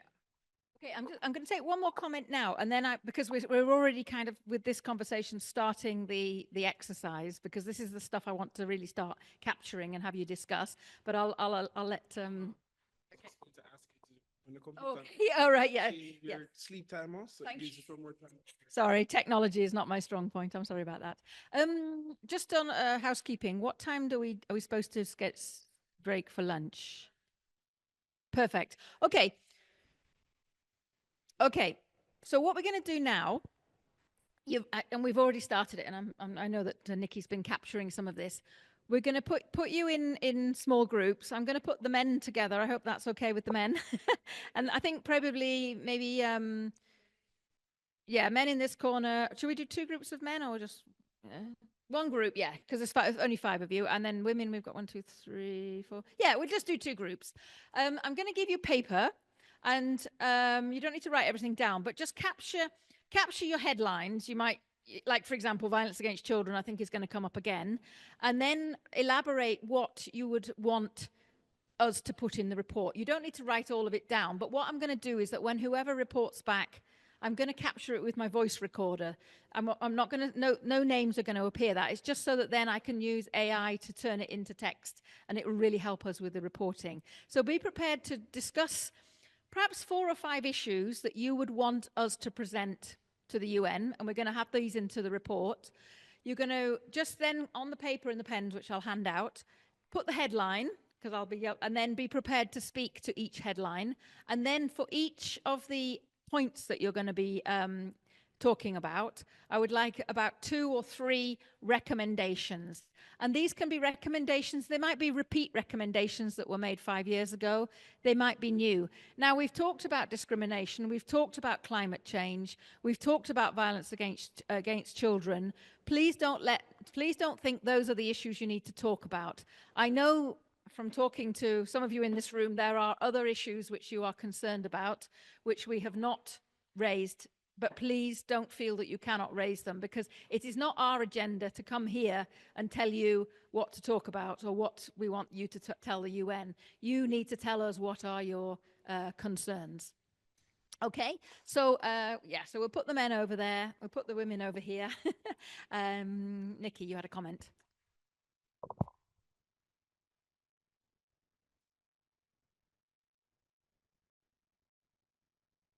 So we're going to have 2 female groups. There's only 5. I think put them to, yes. I think 2 groups is fine. It's fine.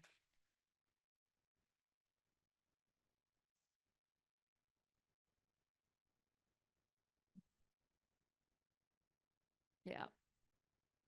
Okay. And if you do have access, I'll put the thing back on the screen and I'll change my timing settings. Thank you. So that you can scroll up and down and look at the recommendations. But if anybody has it on their phone or laptop from what I sent last night, and perhaps we can, whilst you're eating, we can make sure the rest of you, I think we have people's email addresses, can also receive it. So you can look through it. I have 1 hard copy. I think perhaps as we've got 2, 3 new men who weren't here last, I'll give you the hard copy, because I think most of the women who were here yesterday perhaps have got it electronically. I've only got 1 hard copy though. Yeah. Yeah. Okay. Right. And then we'll go on till 12:30. Feel free to continue talking while you eat. And then we'll convene back, and if you need more time we can, and then we'll report back. And that's going to be the really important bit, because that's when we're going to capture and hopefully have agreement on what we take to the UN of your concerns. Thank you. What do we tell the people online?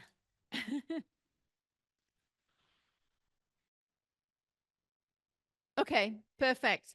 Yeah, so if the people online, thank you very much for being with us. If you can also have a think about what your concerns are and recommendations that you would like to take to the UN, we would really, really appreciate having your inputs. And thank you so much for being with us. I know it's not quite the same when you're not in person, so we appreciate your time being here with us. Okay, we'll start. Who would like to go first? Ladies first, or the gentlemen first? Okay, the ladies are soon ready, and we have agreement, so we. So yeah, so we have, I think we'll allocate around, we go through this, both notes have about 15 minutes each for reporting and for comments. I'm going to thing on my voice recorder, just to make it easier for me to then make sure I'm capturing what you said properly on purpose for your notes. After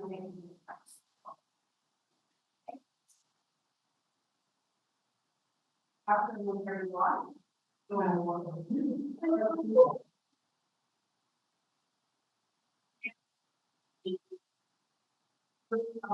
Funds abilities, able to care of children with sexual orientation. So on disability, we thought that there needs to be more to ensure that states are compliant with providing proper amenities and resources. And another part of that some persons try to be compliant by putting in around what is really further to the day that we are compliant. And we're saying that even though steps are being made to recognize what needs to be done, by working and implementing, for example, at retention of mental health disorders as it relates to research. That is one area.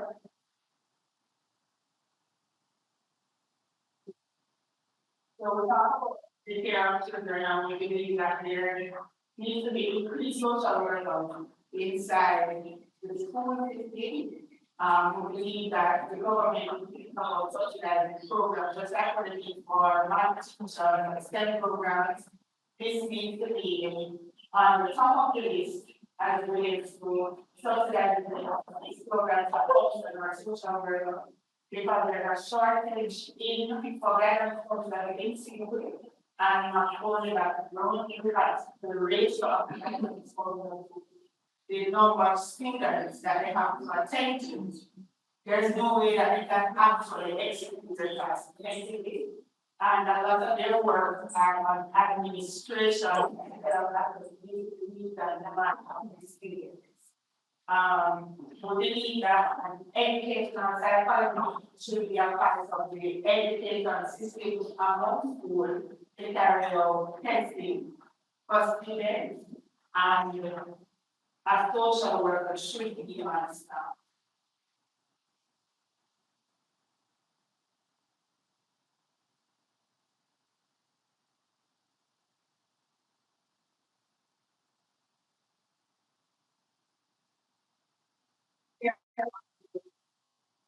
So we are as it relates to our parents, they need to be accountable for their children together and their neighbors together. Yes, we are conflict need to be repaid, but we believe that when they remove it, we need to ensure that communication expectations for the children need to be a part of the conversation.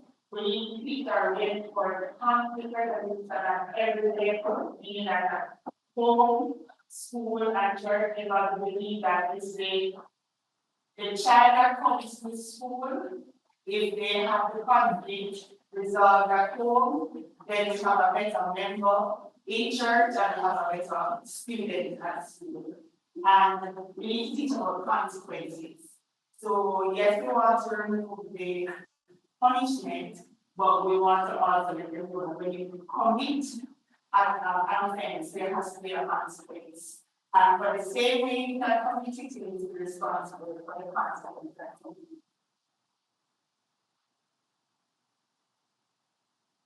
We also believe that parents need to be educated and trained in emotional intelligence and training in school at a community level and use of social media. I can remember growing up as a child, we had an ad that says 2 is better than 2. And growing up, I heard, remember that I don't know if I can pass it. My decision to have children, but it was there, it was out there. As a result,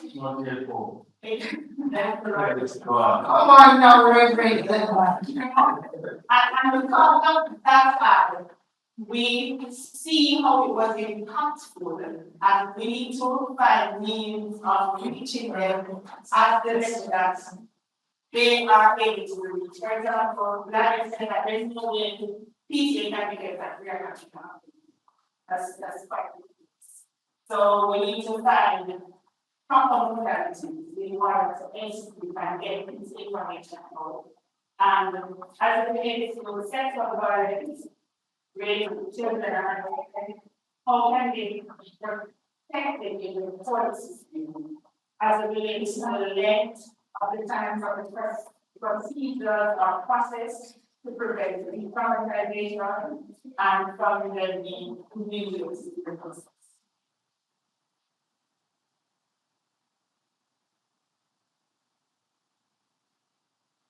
So human rights programs will believe that equitable support for other types of victims. Because we find that all human rights, when it's related to another state of victim, they want to come out and be present and speak up for it. They are only for one set of victims. The explanation of the fact that those people are there to be involved, it's just a big problem. We need to find ways of getting and addressing these problems. So we believe that accountability of the parents, as it relates to how they are using the teachers, how they are using to other children, to whom their children are in contact.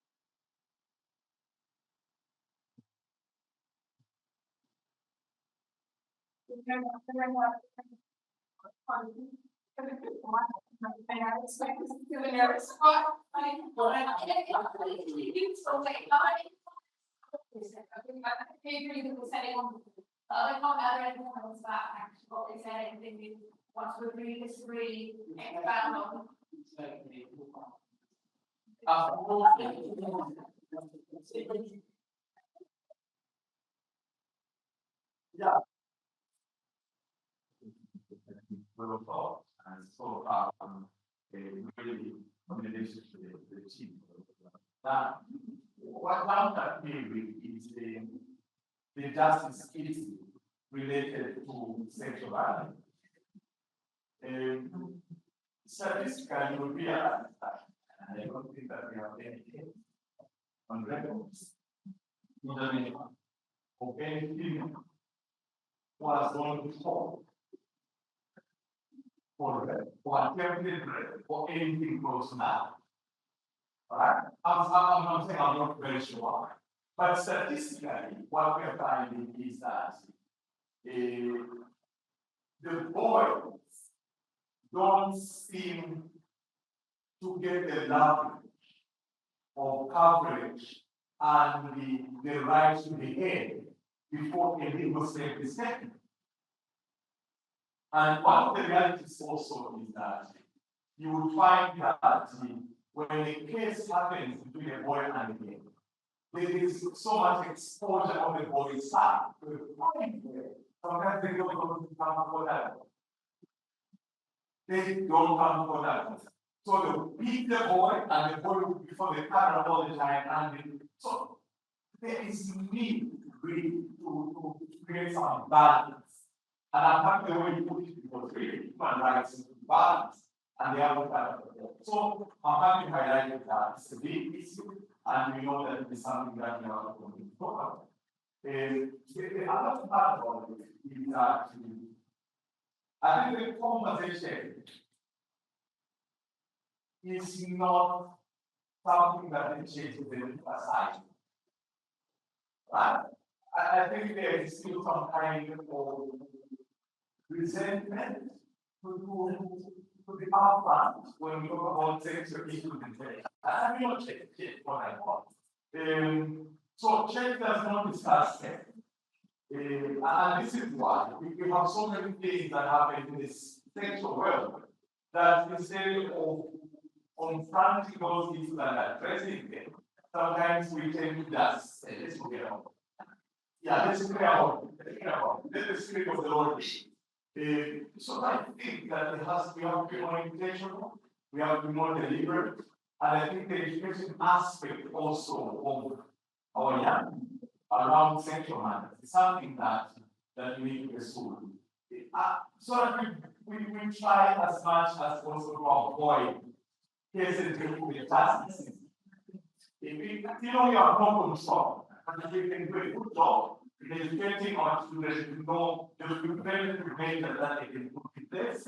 Then it is better for me, to be honest, to avoid some of these things and the trauma that comes in the court process, and sometimes the length of the court process itself, the stress that comes with it, and also it's expanding, not only to the culprit or that but also to the family and the victim, and also the stigma. Because it doesn't matter whether the court vindicates you or not, there is still going to be that stigma from the people who knew that there was some suspicion that was that. You remember that the court of public opinion sometimes is more stronger than the legal. Can I propose then, Reverend Legre, like since we're really talking about what the government should do, I would love you to suggest to the group that one of the things we could look at is partnership between the government and other stakeholders who might be able to provide support. Well said. Agree. Okay. No, I need to say into the, are you the same? Okay. Yeah. Okay. Okay. Right. Okay. Putting our time to the small time.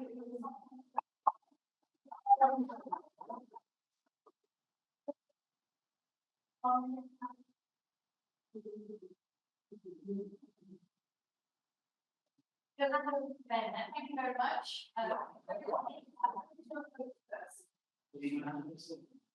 Spokesperson is not here. That one of the others will speak. Is there any issue that Is the spokesperson coming back? don't think so? What was the idea that? Wait, Thomas. But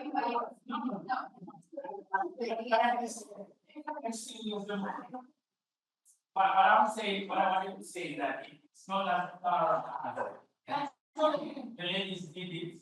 I think our team played the role that's identifying the issue. That's We didn't go as far as the people go. I think we spend more time trying to more about, how so much injustice is done against men. So we ended up being so emotional that we could not see.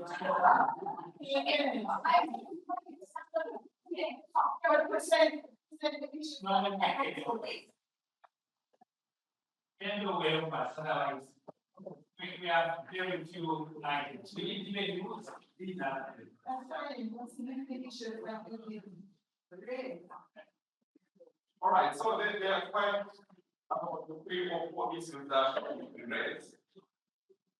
And the first issue that was raised, I think it is an issue that each time it is brought, it has to be treated with the greatest sense of care and sensitivity. And I want to put a disclaimer to that, because I know what an average Jamaican woman would have seen or gone through. Right? But sometimes we also neglect one reality, that men in Jamaica also experience gender-based violence.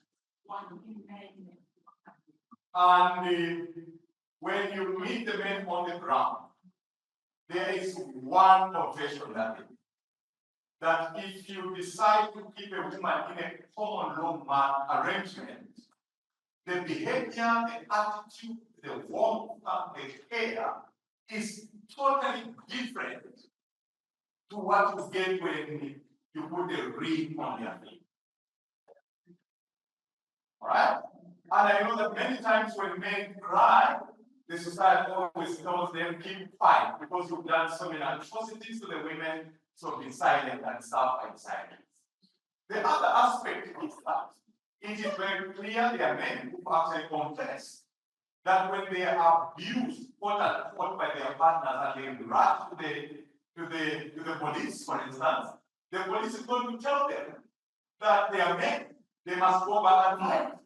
And when they go back and fight, and the woman goes to the police come and pick them up. So these are realities. That's why we are saying that the time has come for us to address this issue and confront it. The other one, I'm also putting a disclaimer that we are not trying to neglect the importance of what has happened and the progress so far made in terms of empowering our women. But the issue we are raising is that much as we are empowering our women, are we training our men on how to live with empowered women? Because an empowered woman is a different woman from the women that the men were brought up and trained to marry. So are we preparing our men to live with empowered women? And to help them empower women? And when the women are empowered, because again, there's another narrative to that, where men feel that if they invest in empowering women, and when these women are empowered, they decide to find people who belong to the same academic class, the same social class, and the same economic class. So at the end of the day, there's no benefit. That's why I'm saying, again, disclaimer, disclaimer, disclaimer, because I know that these are very sensitive issues, and I'm speaking as a pastor who deals with these issues. But we are not in any way, and I want us to clarify, we are not in any way trying to discredit the efforts and the narrative behind empowering women. But we are saying that as we empower women, let us also bring a balance. Let's not leave the men behind. Actually, what came out of the conversation is that if we're not very careful, 20, 30, 50 years from now, we are going to create another problem.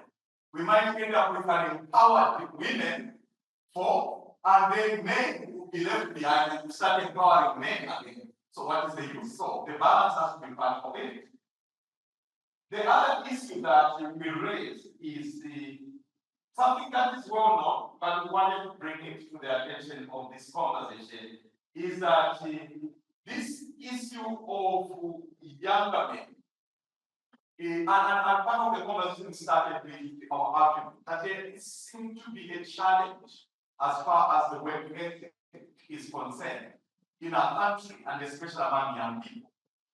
And what does that cause is that this is now the cause for many of the crime and violent acts that we are experiencing.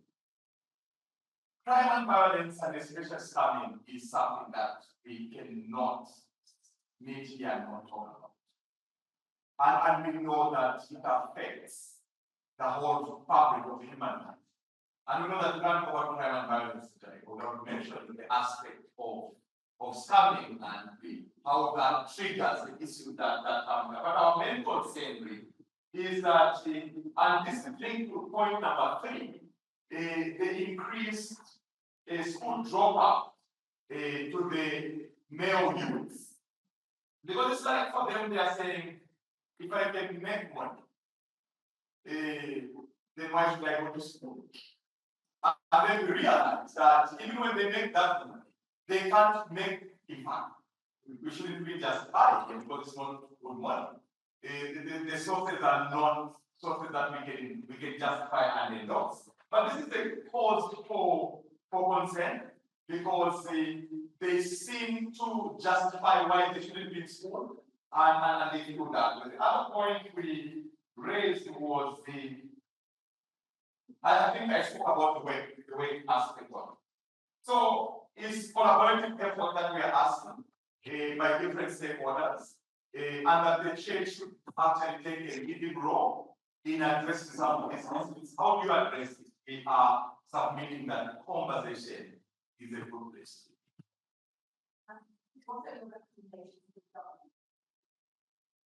And that's the point I was raising, that they have to engage the different stakeholders, and the church is an important stakeholder to begin the conversation in a pointed and deliberate way.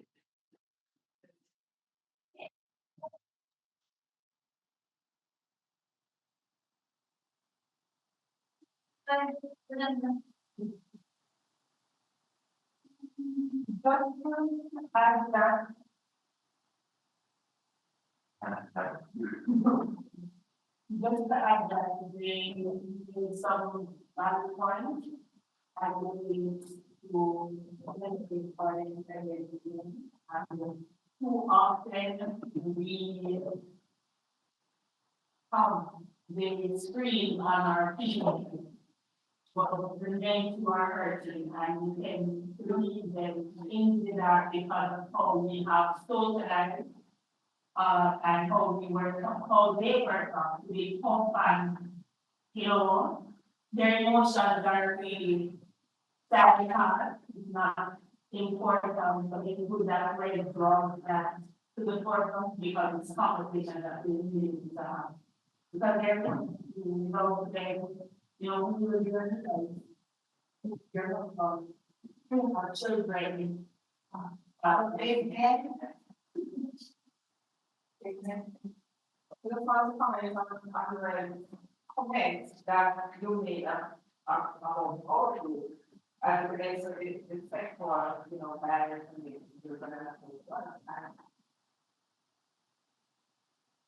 That was the same conversation that Red and I were having over there, and she was making recommendations about, how, we could go about, um, having that conversation. And what she was saying was that, the church is a good place to start, because I heard you mention, it is actually because something to talk about.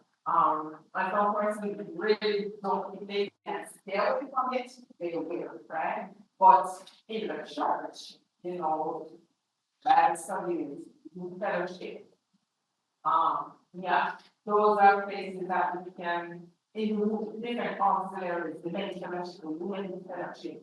Those are some places where we can start having those conversations on this stuff, because they're very important. They're happening in the church. I don't want to graduate we have used the bag, all the people can start even comments that they will make. I didn't want to make, and then you make like comments, how we talk, what do you call it?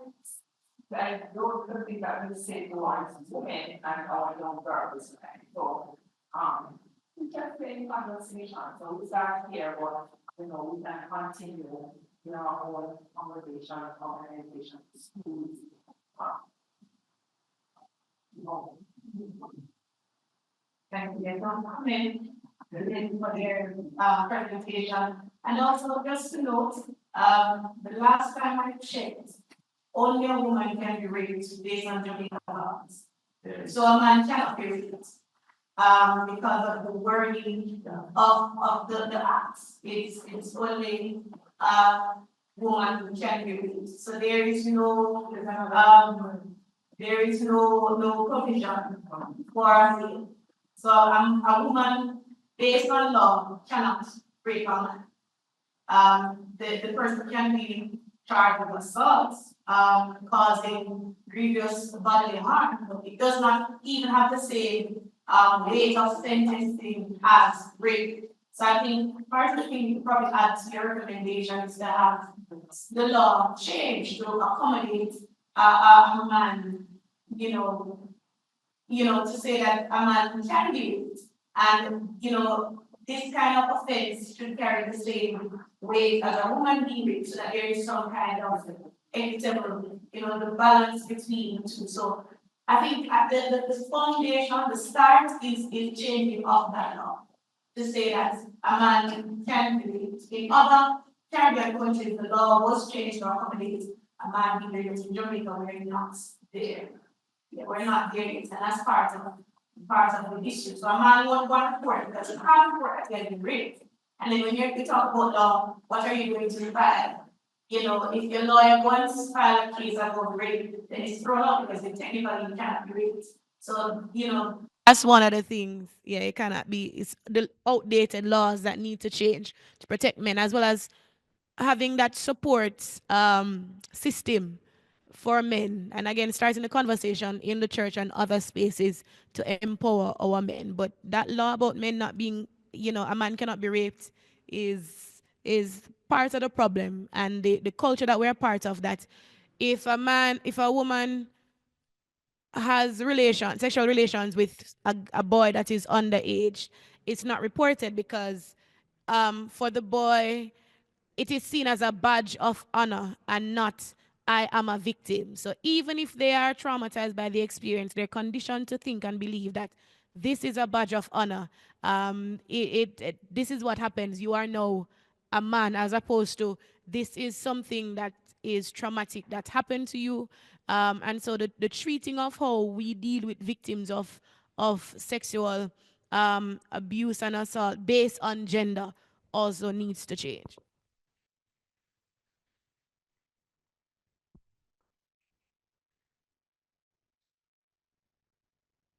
Country, civil society, church, all the other stakeholders come to the realization that sexual intercourse with anyone underage has mental implications and social implications, we will have a shift in many perceptions.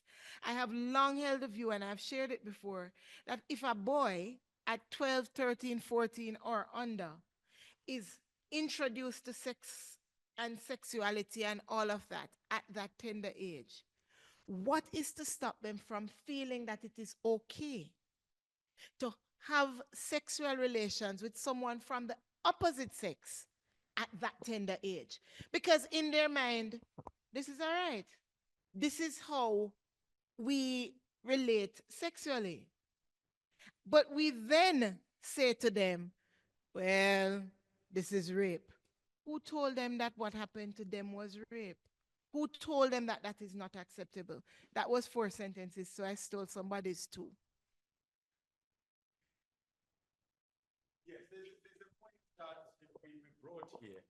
And the Jamaican word for it is shop lock.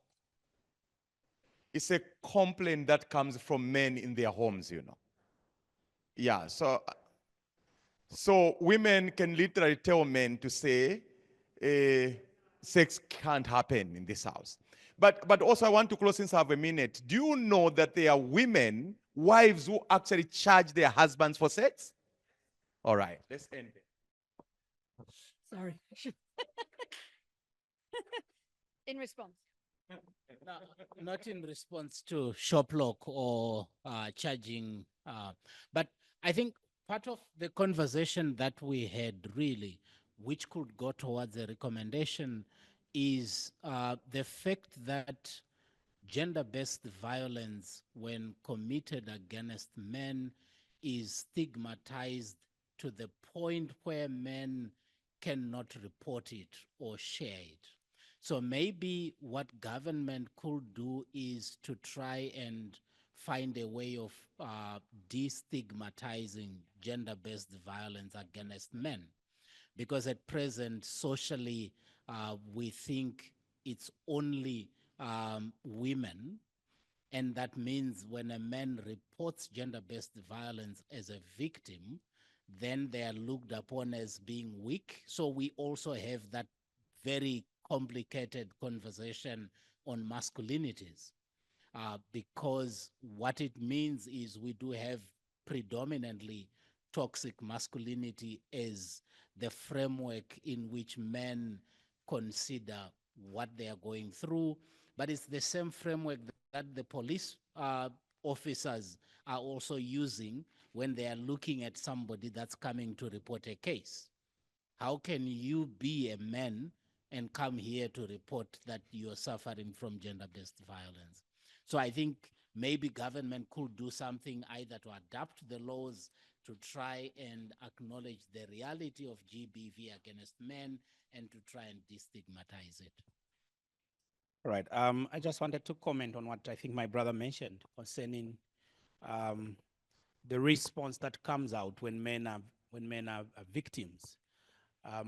What really needs to change is not only about the government. I think it's more of a society problem than the government. So while we try to talk about, um, you know, how do we tell the people not to stigmatize against, men who find themselves in gender-based violence?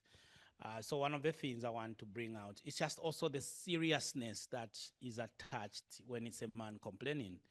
If a woman complains today, this room, almost everyone can shed tears. But if a man complains about, my wife beats me or my partner beats me or my partner does this, people will make fun of you as a man. So the seriousness that people attach when it affects a man is what needs to be looked at.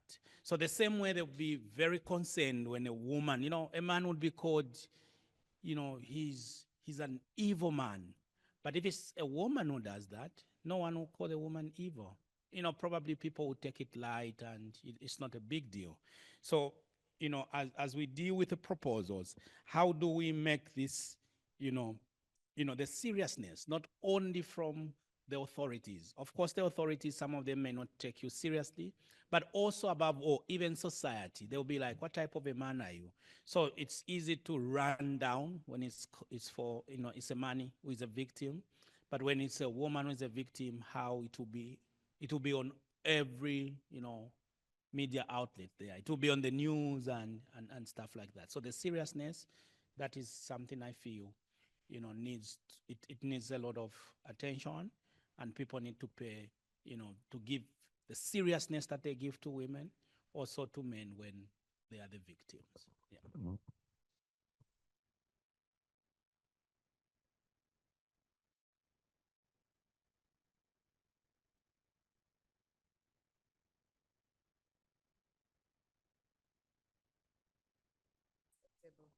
Regardless of who, regardless of where, regardless of how. How do we unpack the patriarchal norms? And I'm not talking about man versus women, because in his conversation with us yesterday, Masiwa was also helping us to realize that patriarchy is part of the colonial legacy. It is about the powerful exerting their power on the vulnerable. So how do we take that and flip the script to say, can we be a different kind of society? Can we be a different society of men?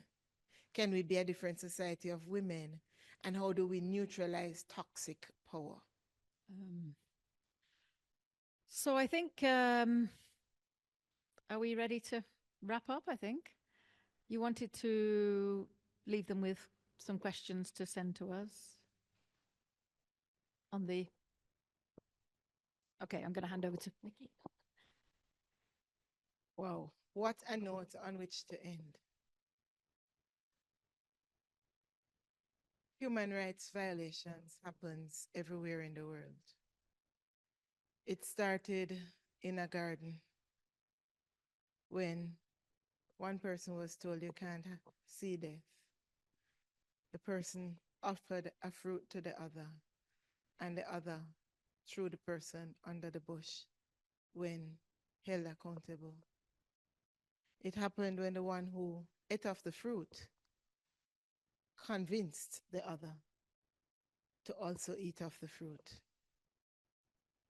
Both fell prey to the other's actions.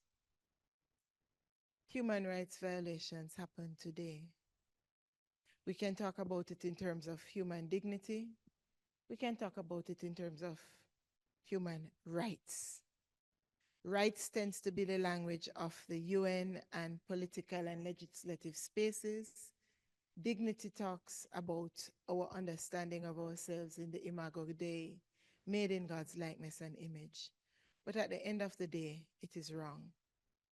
We want to thank you for making time to be with us, whether for 2 days or for one. As we come to the close of this time together, we will actually be meeting with others from the Caribbean region to talk more about climate on Monday. We will be doing a Bible study in Oceanside on Sunday, and we will be speaking with the UTC students on Tuesday before we return home. But for those of you who have joined us, first we want to thank you really for making the time. We realize that you could have been doing many other things, as was evidenced even by those who aren't here, weren't here, couldn't be here. So thank you. We wanted to answer 3 very simple enough questions for us. How was this training experience for you? We want it in writing for more reasons than one. The second question is, what did you learn from this experience? And the last question, if we were to be doing this again, which we will, but not necessarily with you, but should you invite us, we can do this online. But if you were to do this again, what would you want to see done differently? Expanded, omitted, reduced, length of time for activities, you name it.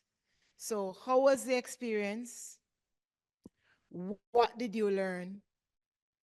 What could we do to make this even better the next time we should get together in this way? And remember, it doesn't have to be negative commentary for that last one. It could be about positive things that need to be continued.